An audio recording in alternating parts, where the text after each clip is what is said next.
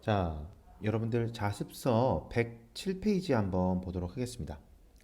자, 제목이 유자소전이라고 나와 있는데요. 자, 유자라고 하는 건 우리 공자, 맹자 이렇게 얘기하듯이 성인의 어떤 군자의 위치에 있다는 거야. 어떤 자신만의 철학으로 일가를 이루어서 성인 군자의 어떤 위치에 다다른 그런 사람을 이제 우리가 자자를 붙여가지고 뭐 공자, 맹자 이런 식으로 얘기하거든요. 자, 유자는요 여기에 나와 있는 주인공인 유제피를 얘기하는 것이고요. 자, 당연히 일반적인 현대인을 공자, 맹자처럼 자자를 붙여서 성인 군자의 어떤 위치까지 격상시켰으니 이건 뭐라고 얘기할 수 있을까? 예찬적 태도를 지니고 있다. 이 주인공인 유제필에게 예찬적 태도를 보이고 있다라고 얘기할 수 있겠다. 자, 그 다음에 소전이라고 얘기했는데 작을 소자 쓴 거고요. 전자는요. 우리 이거 좀 지우자. 전자는 우리 뭐 홍길동 전 무슨 무슨 전 할 때 그 전자거든요. 자, 그러면 이 소설은요. 마치 전 그러니까 과거의 이 서사 양식인 전의 형식을 빌려서 썼다. 이런 것들이 여러분들 시험 문제에 많이 등장하는 그러한 문장이 될 것입니다. 자, 그러면 전이라고 하는 건 어떤 거냐? 우리 열전 혹은 전이라고 얘기하는데 이 전이라고 하는 건요. 인물에 대해서 우선 인물에 대해서 인물에 대해서 일대기적인 구성을 갖고 있다. 일대기적 구성을 갖고 있고요. 일대기적 구성이라고 하는 건 출생부터 이 사람 사망에 이르기까지 물론 사망이 안 나오는 부분도 있지만 이렇게 잘 살았다 정도의 어떤 출생부터 그 인물을 계속적으로 좀 살펴보고 그리고 그 사람의 어떤 업적이라든가 그 사람의 어떤 생애를 낱낱이 그 과정을 살펴보는 그러한 구성을 갖고 있는 게 전이다. 그리고 플러스 알파 뭐가 있냐야 이 인물에 대한 어떤 평가가 뒤에 분명히 붙습니다. 그래서 이런 것들을 현대 소설인 이 이문구의 유자 소설에서는요. 전의 형식의 이런 평가라든지 일대기적 구성을 차용했다. 전의 형식을 차용했다. 이런 식으로 여러분들이 좀 이해를 하고 문제를 푸는데 이런 것들을 좀 키워드로 삼아야겠다. 이렇게 얘기할 수 있겠습니다. 자, 108페이지로 넘어가서 여러분들 발단 부분 지문 한번 볼게요. 자, 기억. 한 친구가 있었다. 여기에다가 여러분들 밑줄 한번 쳐주시고요. 한 친구가 있었다. 이렇게 얘기를 하는 건 그 친구에 대해서 이야기를 할 거란 얘기야. 즉, 다시 얘기해서 여기에 나와 있는 이 한 친구가 아까 얘기했던 주인공 유재필이 되겠다. 자, 이거 그리고 여러분들 107페이지에 보면 시점 나와 있는데 어떤 시점이에요?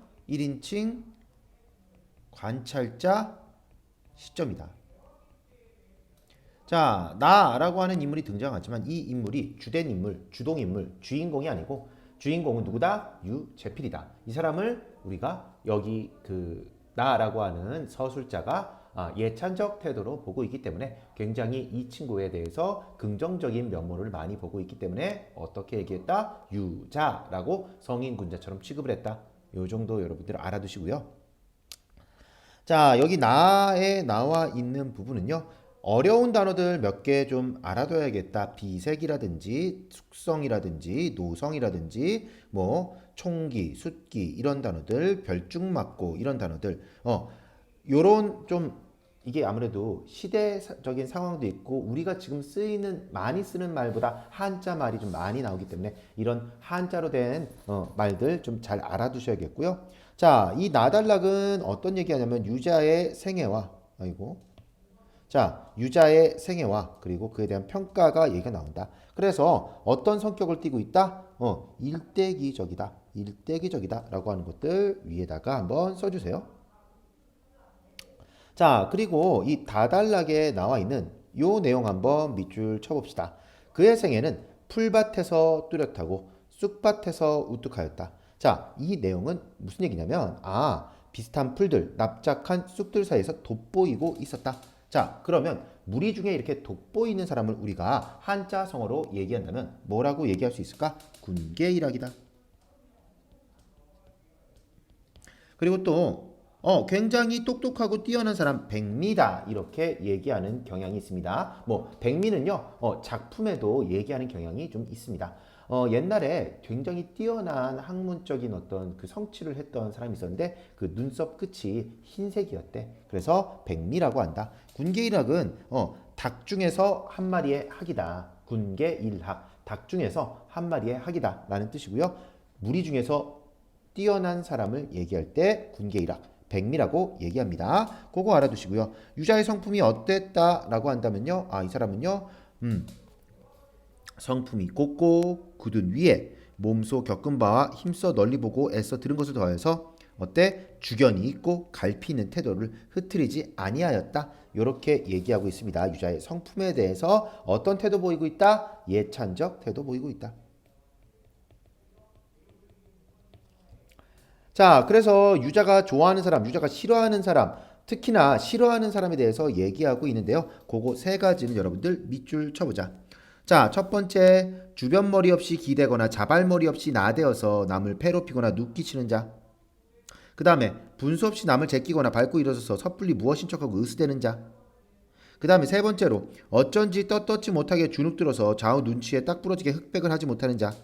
이런 사람들은 굉장히 매몰스러운 구두쇠 보듯이 마치 말만한 딸을, 이 말만한 딸이라고 하는 건 장성한 딸을 얘기하는 거예요. 장성한 딸을 서울 가게 하는데 힘입어서 그날로 이잣돈을 놓는, 그러니까 결국에는 욕심 부리는 구두쇠처럼 어떻게 봤다?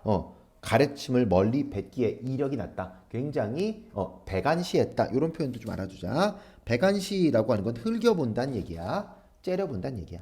그렇게 못마땅하게 본 인물들에 대해서 라달락에서는 얘기하고 있다. 자, 나머지 문제 푸는 것들은 어렵지 않을 것이고요.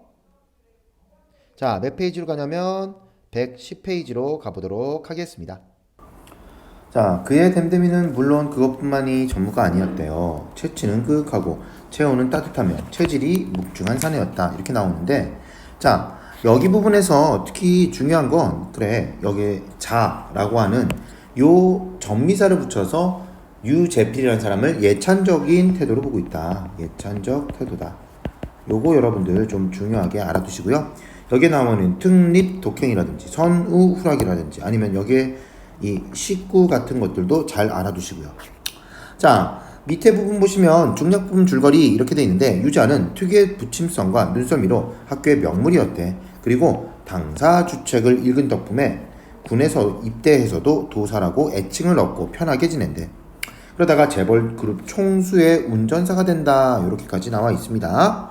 자, 그래서 유가, 즉 여기에 나와 있는 유제필은 굉장히 이제 남들에게 그 친화적인 그런 어떤 사교적인 그런 면모도 보이고 있고, 능력도 출중하고, 그리고 부침성도 좋고, 뭐 남들 점도 봐주고, 그러면서 이제 도사라고 애칭까지 불렸던 굉장히 다른 사람들에게 좀 뭐랄까 좀 친화적인 그런 사람이었다고 얘기가 나오고요. 절정 부분 보시면 이제 내가 70년대 이제 어떻게 이 유가를 다시 만나게 됐는지가 나오는데요. 자, 유제필이라는 이 사람이 자신의 누이 동생을 소개시켜 주려고 얘가 어떤 사람인지 보려고 술을 먹었는데, 여기서 이제 관찰자인 나가 술을 되게 좋아했나 봐. 그래서 에이, 이 녀석은 글렀다 라고 생각을 나중에 뭐 넌지시 꺼내더라. 이런 얘기까지가 110페이지까지의 내용입니다. 자,